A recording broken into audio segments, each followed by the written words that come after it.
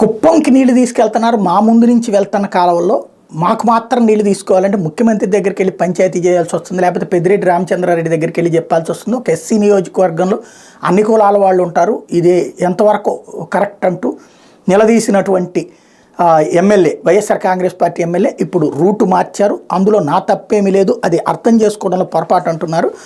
ముఖ్యమంత్రి కార్యాలయం వరకు వెళ్తే నియోజకవర్గానికి నీళ్ళు వస్తున్నాయంటే దాని అర్థం సీఎం జగన్ చెప్తేనే ఇస్తున్నారనే కదా. ఇందులో జగన్కి వ్యతిరేకంగా మాట్లాడింది ఎక్కడుంది అని సింగనమల ఎమ్మెల్యే జొన్నలగడ్డ పద్మావతి పేర్కొన్నారు. తాను ఫేస్బుక్ లైవ్ ద్వారా మాట్లాడిన మాటలు మీడియా వక్రీకరించినట్టు సోమవారం మరో వీడియో విడుదల చేశారు. అందులో లెక్క ప్రకారం నీళ్ల పంచాయతీ కోసం ప్రతిసారి ముఖ్యమంత్రి కార్యాలయానికి లేదా మంత్రి పెద్దిరెడ్డి రామచంద్రారెడ్డి దగ్గరికి వెళ్లాల్సి వస్తుంది. అంత దూరం వెళ్తేనే కానీ తేలడం లేదు, అధికారికంగా దక్కాల్సిన దక్కడం లేదని చెప్పా. నా ముందు ఎమ్మెల్యేలుగా పనిచేసిన వాళ్ళు పట్టించుకోలేదని పేర్కొన్నా.